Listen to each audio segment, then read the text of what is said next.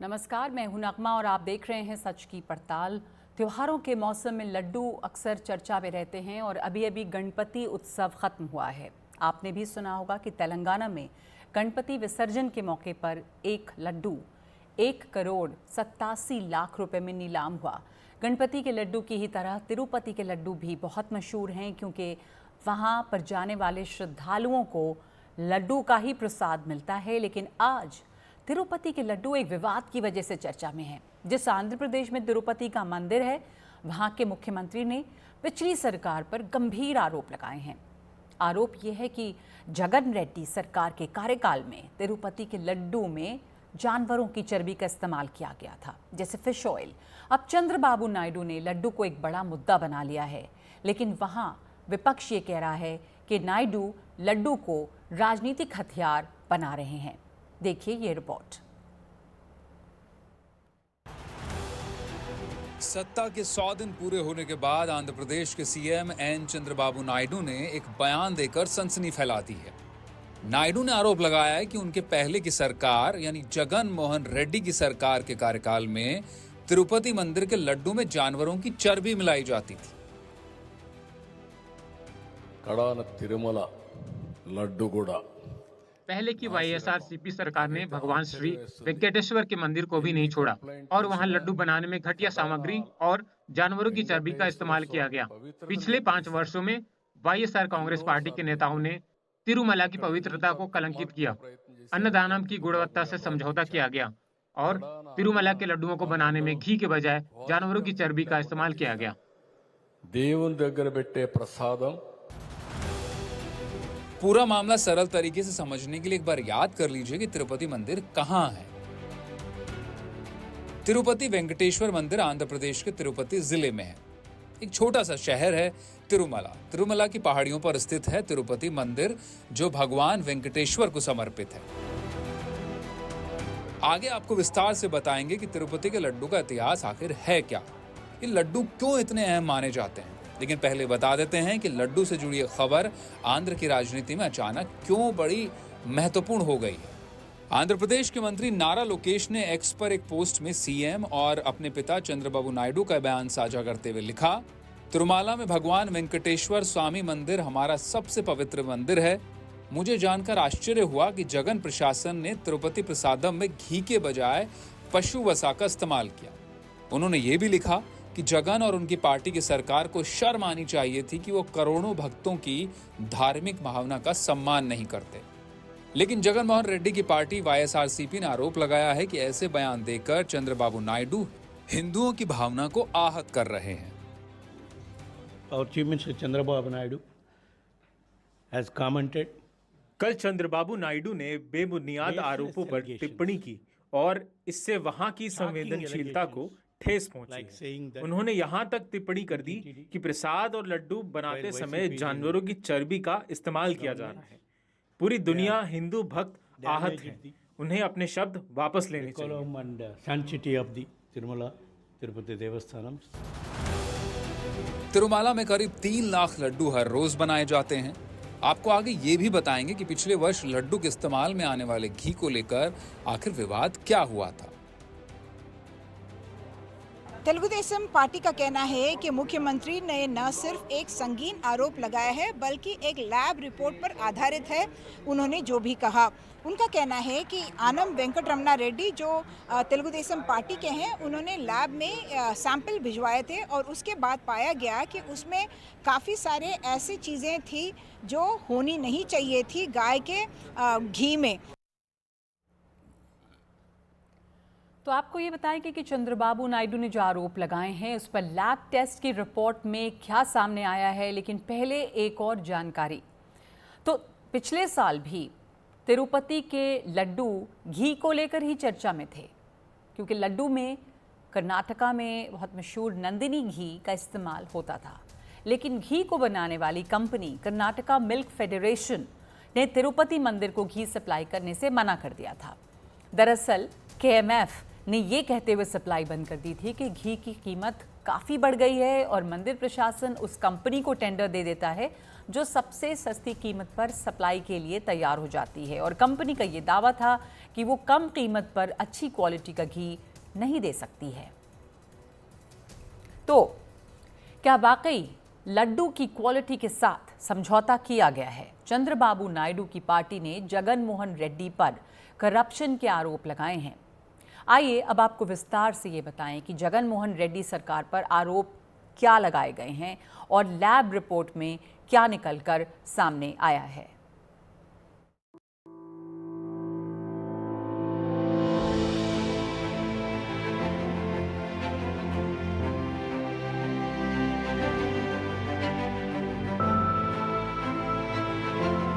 अयोध्या में 22 जनवरी को राम मंदिर के प्राण प्रतिष्ठा समारोह में देश के अलग अलग हिस्सों से लोग पहुंचे थे और खास बात यह थी कि देश विदेश से अयोध्या के लिए उपहार भी भेजे गए थे।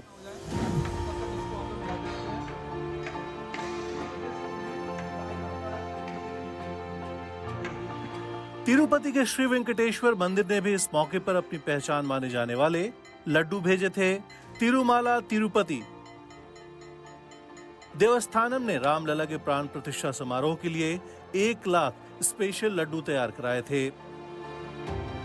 यानी जनवरी के महीने में जो लड्डू खासा चर्चा में थे वो फिर से हेडलाइन बन गए हैं, लेकिन इस बार एक गंभीर आरोप की वजह से। See, we all know that between 2019 and 2024, Jagan Reddy, as Chief Minister, he had appointed his own uncles as chairman of TTD. One Y.V. Subba Reddy and Karunakar Reddy, both of whom are close family members to Y.S. Jagan Mohan Reddy. So by appointing his own uncles in TTD, he started looting TTD funds. Immediately after we came into power, we have ordered a vigilance inquiry in Tirumala Tirupati Devasthanam, and in a preliminary report which was submitted by the vigilance department, it was stated that funds to the tune of 530 crore were looted. This is a preliminary estimation.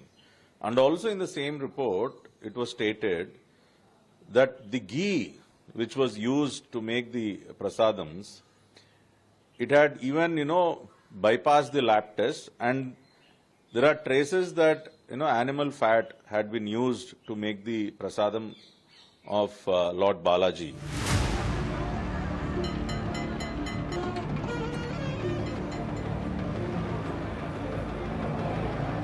NDDB यानी national dairy development board के lab की report भी इस बात की पुष्टि कर रही है कि लड्डू को तैयार करने में जिस घी का इस्तेमाल हुआ उस पे जानवरों की चर्बी मिलाई गई थी।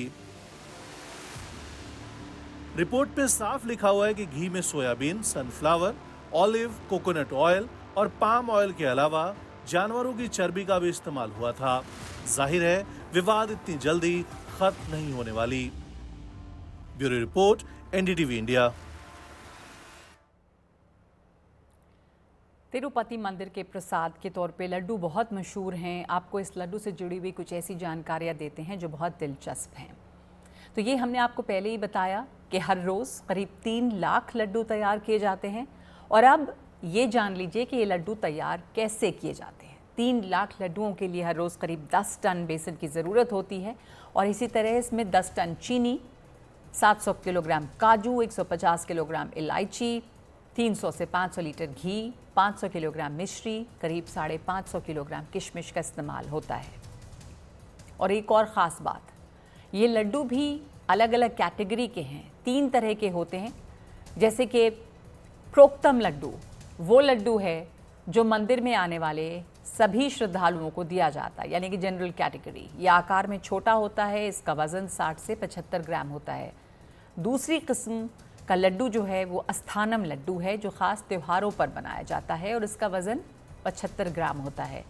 लड्डू की तीसरी किस्म कल्याण उत्सवम लड्डू की है। ये कम संख्या में बनाए जाते हैं और मंदिर की सेवा में भाग लेने वाले कुछ ही भक्तों को दिए जाते हैं। तो इस वक्त सच की पड़ताल में लेते हैं एक ब्रेक, लौटते हैं कुछ और खबरों के साथ।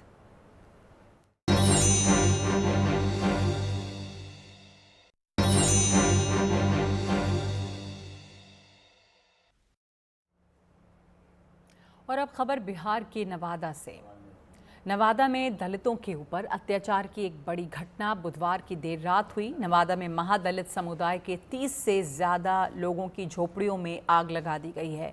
पुलिस ने इस मामले में 15 लोगों को अब तक गिरफ्तार किया है और दूसरी तरफ दिल्ली से पटना तक जमकर बयानबाजी भी हो रही है।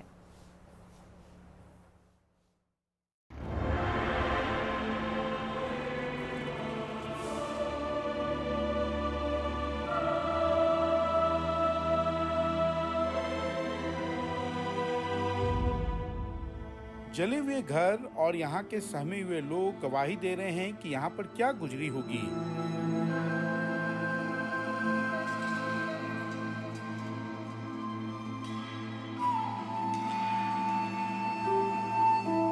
नवादा शहर से महज 5 किलोमीटर दूर ददौर की कृष्णनगर बस्ती में ज्यादातर मांझी बिरादरी के लोग बरसों से रह रहे हैं, लेकिन बुधवार शाम कुछ स्थानीय लोगों ने 16 एकड़ जमीन के विवाद में 30 से ज्यादा घरों में आग लगा दी। उधर से आया पूरा गाड़ी से, अब आया गाड़ी उधर रोक दिए, अब यहाँ आके ढूक के तेजाब छीट के आग लगा दिए और गोली चला दिए। हम लोग मरैया से भागने लगा, उधर से जो उधर से हम चल आ रहते थे उधर से खेदने लगा तो हम भागे तो इसमें चोट है। अच्छा, हाँ हाँ। क्या बजे की घटना हुआ है? 7 बजे का। 7 बजे। हाँ। कितना लोग आए थे वो लोग? कम से 6 बजे। 6 बजे। हाँ। अब देखो 6 बजे शाम से वहाँ से गोली चलाता है या बोर्ड के छुड़ दिया, सब करकट वाला घर छुड़ दिया। अब पेट्रोल छिड़ते छिड़ते सबके घर के जलाते जलाते इधर चला गया। सब अपना अपना जीवन लेके कच्चे बच्चे लेके अपना भाग गया। कोई जान के देखेगा कि चीज बचूस देखेगा। तो कितना घर जला है? 80 घर है सर। 80 घर जल गया? 80 घर ने लगता है 2 4 10 घर बचा है, मगर सबके जला दी।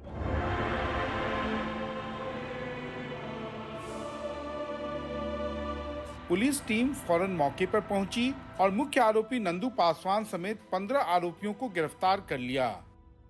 21 घर जो हैं वो क्षतिग्रस्त हुए हैं। अभी तक इसमें किसी व्यक्ति के या फिर किसी अन्य जो है किसी की क्षतिग्रस्त होने की मृत्यु होने की सूचना सामने नहीं आई है, ना ही कोई ऐसी बॉडी मिली है।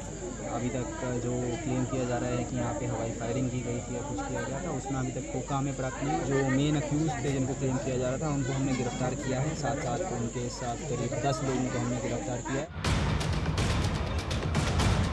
इस घटना के बहाने विपक्ष जहां मुख्यमंत्री नीतीश कुमार को विफल ठहरा रहा है, तो वहीं एनडीए नेताओं का आरोप राष्ट्रीय जनता दल के समर्थकों पर भी है। विपक्ष को तो कहने का कोई मुंह नहीं है। उनको 2005 के पहले की स्थिति को देखना चाहिए कि जब क्राइम होता था और क्रिमिनल और विक्टिम दोनों को एक अन्य मार्ग में बुला करके निगोशिएशन करवाया जाता था और छुड़वाया जाता था कि दे दो, कुछ बच्चे लोग हैं भूखे हैं करके ही होता था। वो बात आज नहीं है। रही बात नवादा की, तो नवादा में भूमि विवाद है। कह सकते हैं कि विरोधी दल के लोग जो बिहार में खास करके भूमि पर उनकी पैनी दृष्टि बनी रहती है।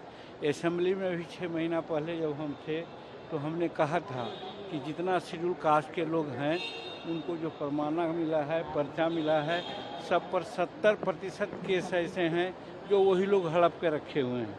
तो वही तत्व यहाँ पर सोचा कि ये गरीब हरिजन लोग है, 12 एकड़ ज़मीन है, अगर इसको हम भगा देंगे, हटा देंगे तो ये सारी ज़मीन हमारी हो जाएगी।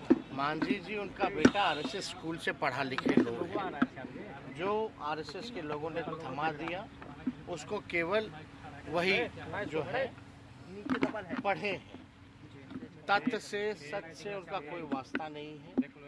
और भाई केंद्र मंत्री है, जाए ना मुख्यमंत्री को मेमोरेंडम दिए हैं क्या, मिले हैं क्या? किनकी सरकार है? दिल्ली से लेकर के बिहार तक तो उन्हीं की सरकार है। जिन लोगों ने आग लगाई जाओ पकड़ो, जेल में डालो, क्या दिक्कत है? लेकिन बिना तथ्यों के जानकारी के कुछ भी नहीं बोलना चाहिए। जहां तक सवाल है नवादा के 80 घरों को जलाने का, तो राहुल गांधी जी के समर्थन में यहाँ के महागठबंधन के नेता तेजस्वी और तेज प्रताप और श्रीमती राबड़ी और लालू प्रसाद यादव जी के इशारे पर हो रहा है। ये बिहार की जनता जानना चाहता है कि इस आधार पे गरीब गुरबे के लोगों को आप श्रेय लेना चाहते हैं। ये देश के और प्रदेश के नेता नरेंद्र मोदी और बिहार के नेता नीतीश कुमार जी के नेतृत्व में ही कमजोर वर्ग सुरक्षित है। घटना के बाद मुख्यमंत्री नीतीश कुमार ने राज्य के आला अधिकारियों को इस बस्ती में कैंप करने के आदेश दिए हैं। शायद इससे पीड़ितों का कानून व्यवस्था में कुछ विश्वास लौट सके। नवादा से अशोक प्रियदर्शी के साथ मनीष कुमार, एनडीटीवी इंडिया के लिए। तो ये बिहार के नवादा की रिपोर्ट। लेकिन अब आगे दूसरी खबर पे बढ़ते हैं। कहानी कुछ अलग है, पर कहानी बहुत दिलचस्प है। कहानियां बुनने में माहिर सलीम जावेद की जोड़ी के डायलॉग 50 साल बाद भी बच्चे बच्चे की जुबान पे हैं। लेकिन इस जोड़ी के सलीम के साथ एक शख्स ने हीरो बनने की कोशिश की और जेल चला गया। देखिए इस रिपोर्ट में।